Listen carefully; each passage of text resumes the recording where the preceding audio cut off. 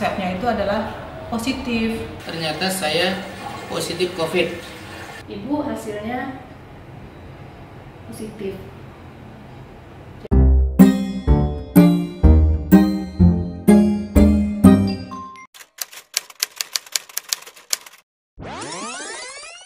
Gejala-gejala waktu saya kena COVID adalah pertama adalah batuk hebat, kemudian disusul dengan panas tinggi.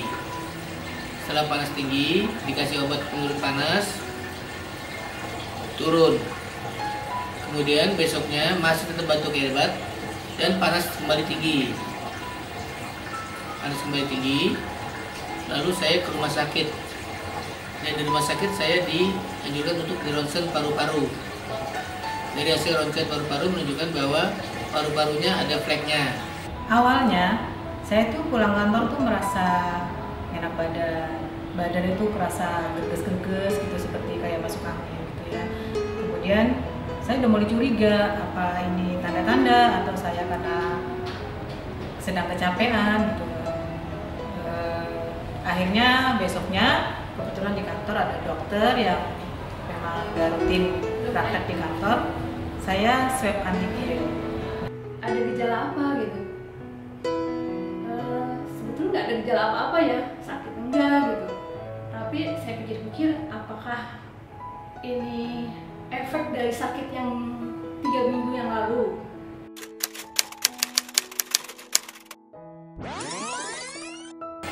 Kemudian dokter menyarankan untuk di swab. Setelah hasil swab keluar, ternyata saya positif COVID. Ternyata benar kalau swabnya itu adalah positif. Dari hasil yang antibody reaktif, antigen negatif. Nah, untuk meyakinkan setelah 3 hari keluarlah hasilnya. Setelah ke dokter dibacakan hasilnya, ibu hasilnya positif.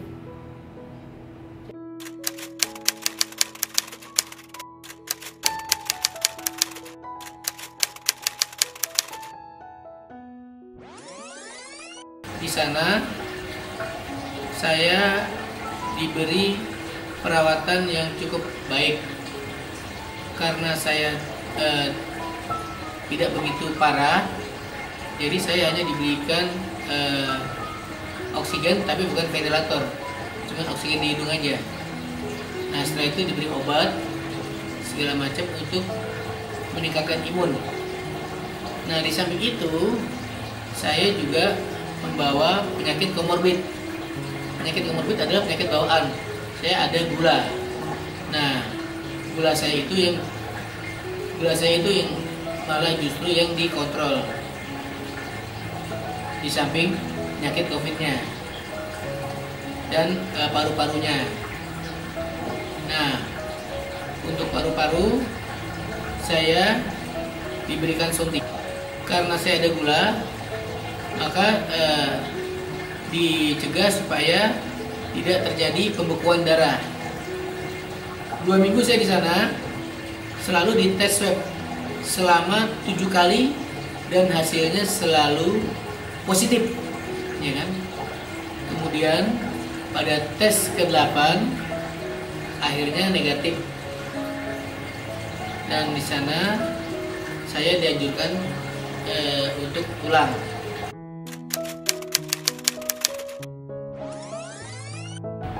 Saya mencoba mencari tahu kenapa saya bisa kena COVID, padahal saya sudah melaksanakan protokol kesehatan dengan memakai masker, dengan menjaga jarak, dan menghindari kerumunan. Tetapi kok kena COVID, saya mencoba flashback apa yang sudah saya lakukan seminggu sebelumnya. Dan saya ingat, saya pas libur Natalan, saya itu besuk temen yang suaminya baru operasi batu ginjal.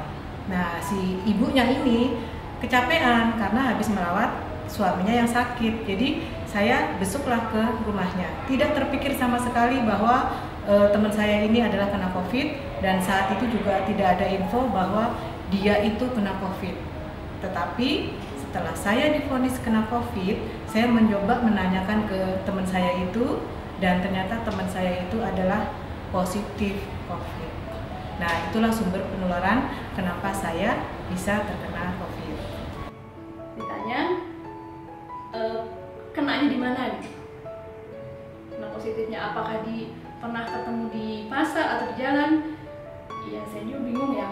Karena kan dari perjalanan dari Jakarta ke Serang itu otomatis berhenti di rest area untuk sholat. Otomatis dibuka masker. Nah, apakah dari situ atau pernah juga saya ke pasar pakai masker sih ya. Atau pernah juga makan, jadi agak bingung juga apakah dari kenanya itu dari situ perjalanan di selama perjalanan saya berhenti di situ buka masker, atau kemungkinan bekas saya sakit 3 minggu yang lalu.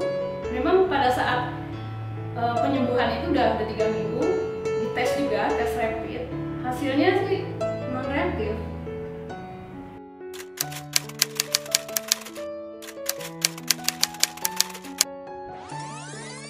Nah, disarankan dokter ya untuk sementara waktu dilihat gejala-gejalanya, sampai seminggu ini ada gejala enggak, disarankan untuk isolasi mandiri di rumah saja.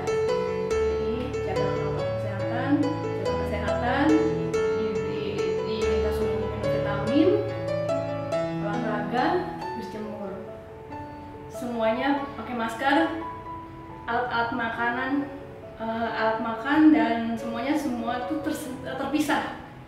Kamar tersendiri, kamar mandi tersendiri, jadi tidak boleh keluar aja selama 14 hari itu. Saya diisolasi mandiri selama 14 hari di rumah. Dan selama di rumah saya menjalankan isolasi mandiri dengan baik dan tanpa berkumpul dengan anak dan istri di kamar yang berbeda. Seminggu pertama saya dengan keinginan sendiri melakukan tes swab dan hasilnya negatif juga. Itu mengindikasikan bahwa saya memang benar-benar telah sembuh. Saya udah langsung isolasi dari keluarga saya dan dari teman-teman saya karena saya tidak mau menularkan. Kemudian saya berpikir kalau saya tetap di rumah, saya ada rasa ketakutan saya akan menularkan kepada keluarga, suami, dan anak-anak saya. Sehingga saya udah langsung lapor kepada gugus tugas Direktorat Jenderal Pajak, dan alhamdulillah besoknya saya udah mendapatkan tempat untuk isolasi, yaitu di Hotel Oyo Salemba. Oh iya, ada dokter juga di sana, 2 hari sekali kita visit ke dokter. Di sana kami berkumpul dengan teman-teman yang memang positif COVID, tapi kami saling support bagi penderita atau teman-teman penderita COVID yang sedang isolasi itu butuh sekali support, baik support itu dari teman sesama penyintas COVID maupun support dari keluarga di rumah dan support dari teman-teman kantor dan teman-teman lainnya. Itu sangat membantu sekali untuk kesembuhan dan semangat si pasien COVID ini untuk bisa sembuh. Setelah 1 minggu setelah isolasi, saya melakukan swab yang pertama dan ternyata saya masih positif. Nah, begitu saya mendapatkan swab masih positif, perasaan kita itu udah mulai agak-agak down lagi, agak down kok saya masih positif. Tetapi dengan dukungan teman-teman, dukungan keluarga, dan kita saling menyemangati sesama teman-teman yang sedang isolasi di hotel, ya saya juga berusaha semangat dan alhamdulillah untuk swab yang kedua saya udah dinyatakan negatif. Untuk teman-teman yang saya cintai adalah pertama adalah kita harus berjemur di matahari pagi ya, antara jam 7 sampai jam 9 lah. Kemudian setelah berjemur kita juga harus memperbaiki pola makan dan tidur yang cukup minimal 7 jam. Kemudian istirahat yang betul, dan kemudian juga harus dijaga kebersihan. Di samping itu, kita juga harus mematuhi 3M, program dari pemerintah dalam rangka untuk pencegahan COVID, yaitu menjaga jarak, memakai masker, dan mencuci tangan. Oke, sekian dari saya. COVID go away. Salam sehat. Sarannya buat teman, tetap jaga protokol kesehatan ya. Walaupun kita di perjalanan tetap harus pakai masker, dan untuk makan di pertemuan seperti arisan atau ada perkumpulan makan-makan di restoran itu dihindari, karena di situ kan kemungkinan ada droplets ya, bisa masuk virus. Semangat ya.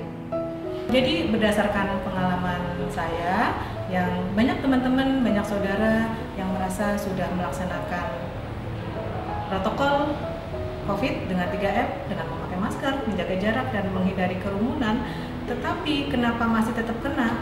Ya, kita harus waspada, kita jangan sampai teledor, kita merasa nyaman bahwa ini teman sendiri, kita nggak apa-apa, kita besuk karena dia sakit, atau karena teman sendiri kita main olahraga bareng.